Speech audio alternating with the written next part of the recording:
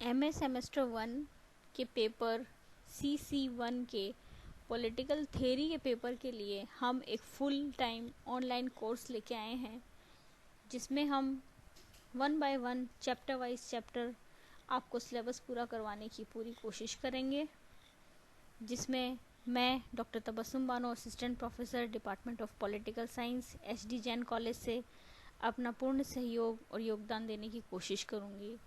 सभी विद्यार्थियों से अनुरोध है कि वो सारे वीडियोस को फॉलो करें, ध्यान से सुनें और अपने नोट्स बनाएं।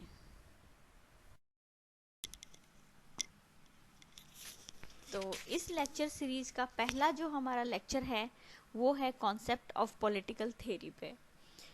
लेक्चर शुरू करने से पहले मैं कुछ इंस्ट्रक्शंस अपने स्टूडेंट्स के लिए देना चाहूँगी कि आप जब भी ये लेक्चर सुन रहे हो तो आप ये सोचें कि आप क्लासरूम में बैठे हैं और आपकी टीचर आपको पढ़ा रही हैं, और उसके बाद आप अपना, जैसे क्लासरूम में एक नोट पैड और पेन लेके बैठते हैं, तो यहाँ भी आप अपने नोट्स बनाने के लिए अपना नोट पैड पेन लेके बैठेंगे और साथ के साथ नोट करते चले जाएंगे।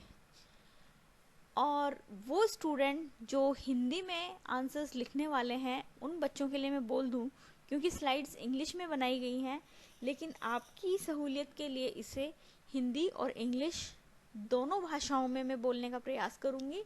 तो जब भी कोई टर्मिनोलॉजी को मैं हिंदी में बोलूं तो आप उसको तुरंत नोट कर लीजिए। जैसे कि पॉलिटिकल थ्योरी बोलते समय मैं बोलूँगी राजनीतिक सिद्धांत, तो आप उसको उसी वक्त राजनीतिक सिद्धांत अपनी कॉपी में नोट कर लेंगे। तो आप ध्यान से सुनेंगे और हम शुरू करते हैं हमारे लेक्चर सीरीज का पहला लेक्चर, जिसमें हम कॉन्सेप्ट ऑफ पॉलिटिकल थ्योरी पढ़ाएंगे। सबसे पहले हम समझेंगे कि पॉलिटिकल थ्योरी का कॉन्सेप्ट है क्या। देखिए, पॉलिटिकल थ्योरी यानी राजनीतिक सिद्धांत ये होता है जिसमें हम बहुत से राजनीतिक मामलों पे फोकस करते हैं और कुछ स्पेसिफिक रिलेशनशिप्स जिसमें होते हैं उनको डिफाइन किया जाता है।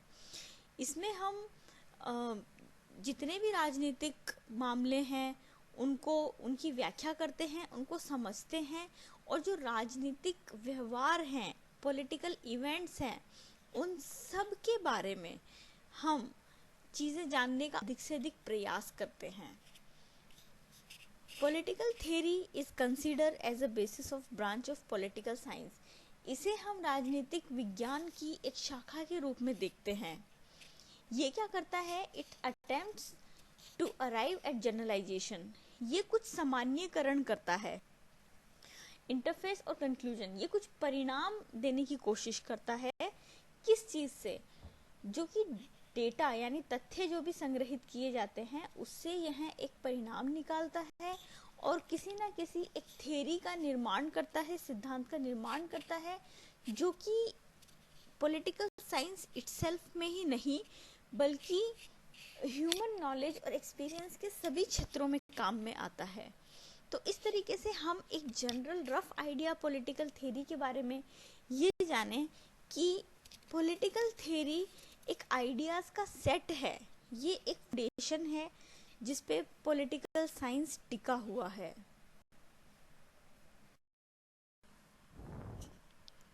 राजनीतिक सिद्धांत को और अधिक प्रिसाइज तरीके से समझने के लिए इसे कंटिन्यू करते हैं। राजनीतिक सिद्धांत जो है ये डील करता है with fundamental and perennial ideas of political science. ये राजनीति विज्ञान के बहुत ही आधारभूत और पुराने आइडियाज़ के बारे में, विचारों के बारे में अध्ययन करता है। पॉलिटिकल थ्योरी में हम राजनीतिक विचारों के बारे में डिस्क्राइब करते हैं, व्याख्या करते हैं, एक्सप्लेन करते हैं, समझाते हैं और प्रिडिक्ट करते हैं, यानी हम अनुमान लगाते हैं कि क्या हो सकता है। Political theories are result of thoughts and research.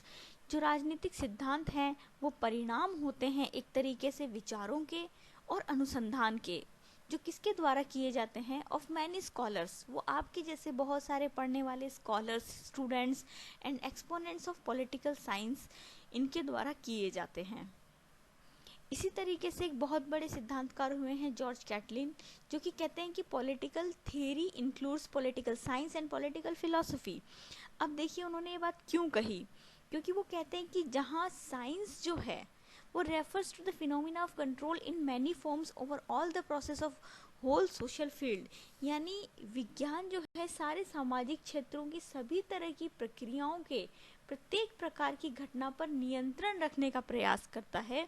वहीं फिलॉसफी क्या करता है, वो कंसर्न विद द एंड और फाइनल वैल्यू, वो अंत के बारे में और आखिरी आपका जो परिणाम है उसके बारे में उसको कंसर्न रहता है। जबकि उससे पूछा जाता है कि व्हाट इज नेशनल गुड और व्हाट इज गुड सोसाइटी, जब उससे शुभ अर्थात अच्छे के बारे में पूछा जाता है, वैल्यू के बारे में पूछा जाता है, मॉरल्स के बारे में पूछा जाए, तो फिलॉसफी की बात आ जाती है। तो फिलॉसफी और साइंस जिसमें अच्छा और एक तरीके से कार्य कारण संबंध, शुभ और कार्य कारण संबंध दोनों को साथ में देखा जाता है, गुड और causal effect relationship, that is considered as a political theory whole.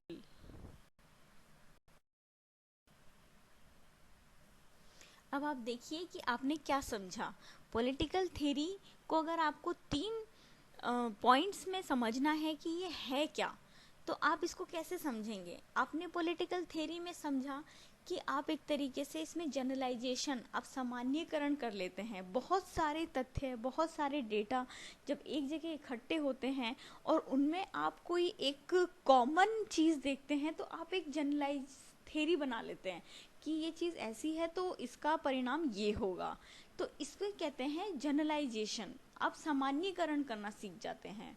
फिर आप पॉलिटिकल थ्योरी में एजम्पशंस करते हैं, आप अनुमान लगाते हैं कि यदि इस बार जनता बहुत दुखी है तो वो सरकार बदल देगी, या जनता बहुत खुश है तो सेम सरकार आएगी। इस तरीके के अनुमान आप लगा सकते हैं। तो पॉलिटिकल थ्योरी आपको एजम्पशन करना सिखाती है। उसके बाद आता है कंक्लूजन अर्थात परिणाम। ये आपको परिणामों तक पहुंचाती है।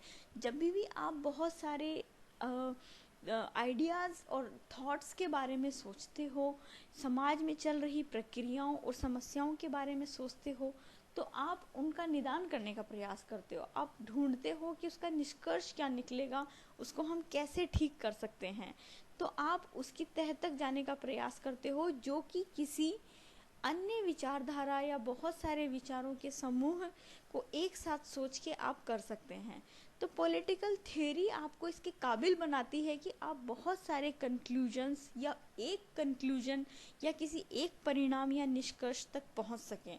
तो इस तरीके से आपने समझा कि पॉलिटिकल थ्योरी जनरलाइजेशन करती है, एजम्पशन बनाती है और कंक्लूजन्स करना सिखाती है।